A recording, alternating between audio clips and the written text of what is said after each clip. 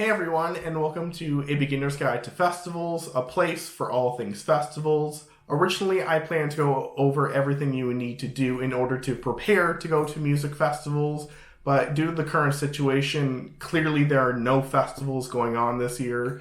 So instead, I decided to do the next best thing and rate past music festival lineups.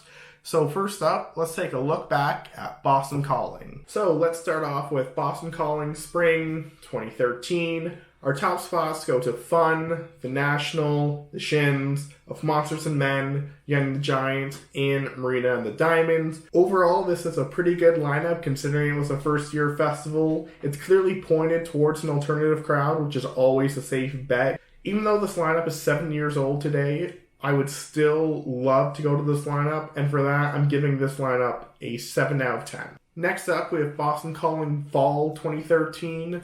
It's pretty weird to have a festival 2 times a year, but clearly it works for Boston Calling. So our top spots belong to Vampire Weekend, Passion Pit, Kendrick Lamar, Local Natives, Major Lazer, and the Gaslight Anthem. Looking at this entire lineup, the quality is amazing considering how many future headliners you have here, such as Kendrick Lamar, Vampire Weekend, Major Lazer, and even if you look near the bottom, you have Flume, who's going to be blowing up in a couple years. So this lineup is definitely more diverse than Spring 2013 by adding some bigger rap, electronic, and R&B artists, which is honestly a breath of fresh air and allows a wider range of people to enjoy this lineup. So for that, I'm giving this lineup a 7.5 out of 10. So next up, we have Spring 2014, with the top spots going to Jack Johnson, Death Cab for Cutie, Modest Mouse, The Decemberists, Edward Sharpe and the Magnetic Zeros, and Brand New. Looking at the overall quality of the lineup, and considering this was the first time that they moved to the standard 3-day festival format, I would give this lineup an okay. I personally would only see Death Cab from the top 6, but maybe that's because I've never heard of the other 3 headliners. The rest of the lineup I love, mainly because I listen to mostly alternative, and this is clearly gauged towards an alternative audience. And looking back on this, the only headliner I see in today's time is maybe Jack Johnson. So because of that, I'm giving this festival lineup a 6.5 out of 10. So now let's bring in Fall 2014. Our top spots go to The National, Lorde, The Replacements, Nas with the Roots, Neutral Milk Hotel, and Childish Gambino. Honestly, it's a bit weird seeing The National back a year and a half later, but the rest of this lineup is incredible. Honestly, this is the best lineup we've seen by far, even though I don't know half of the headliners. This lineup has 4 huge future headliners in it, those being Lorde, Childish Gambino, The 1975, and 21 Pilots. So if this lineup was around today, I would definitely be going. So for that reason, I'm giving this lineup an 8 out of 10. So next up, we have Spring 2015, and our top spots go to Beck, The Pixies, My Morning Jacket, Ben Harper, Tenacious D, and Tame Impala. If I could say one thing about this lineup, it's that it's way before my time. Looking at the top 6, I would only see Beck, and literally none of the other bands even spark my interest. And for me, the rest of this lineup isn't too spectacular anyway, but maybe for an older audience, it would fare much better. So would it hold a candle today? Maybe, but definitely not for me. So for that reason, I'm giving this lineup a 6 out of 10.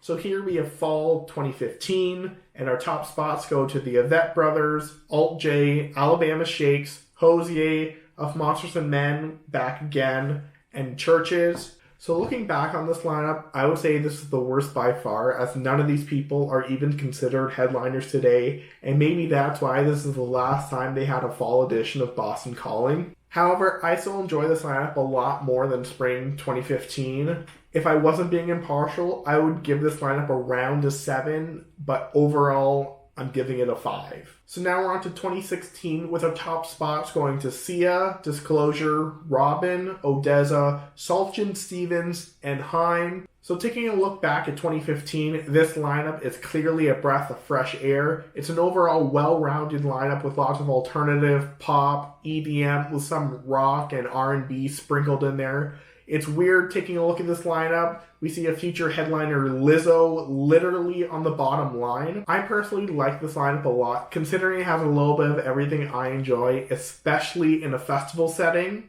So taking a look back, I would definitely go today. So for that reason, I'm giving it a 7 out of 10. So now we're moving on to 2017, with the top spots going to Tool, Mumford & Sons, Chance the Rapper, Bon Iver, The XX, and Major Lazer. So looking at this lineup, it's definitely the biggest Boston Calling has done to date. At least half of the top spots still headline festivals today, and you can clearly see that this was when Boston Calling became a staple in the festival landscape. So again, there's something in this lineup for everyone, and looking at the first 5 lines, it's literally stacked from Weezer to Cage the Elephant. So if this lineup was around today, I would definitely go to this. So for that reason, I'm giving this lineup an 8.5 out of 10. So here we are at the peak of Boston Calling 2018. And the top spots go to Eminem, The Killers, Jack White, Queens of the Stone Age, The National, and Paramore. So I only have one word for this lineup, and it is stacked. This is clearly the peak of Boston Calling lineups. Just by looking at it, it clearly caters to pretty much every genre in a huge way. You have past headliners in the second and fourth line, like The National and the Decemberists. So this is the type of festival I need right now, and for that reason, I'm giving this lineup a 10 out of 10. So finally, we have Boston Calling 2019, with our top spots going to 21 Pilots, Travis Scott, Tame Impala, ODESZA, Logic, and Greta Van Fleet. So the problem with having a peak like we did in 2018 is that you can't go any higher.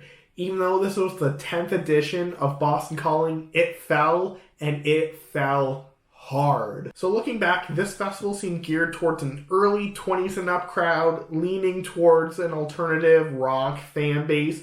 But looking at this lineup, it's clear that it's geared towards teenagers who are only there to see 21 Pilots, or who are only there to see Travis Scott.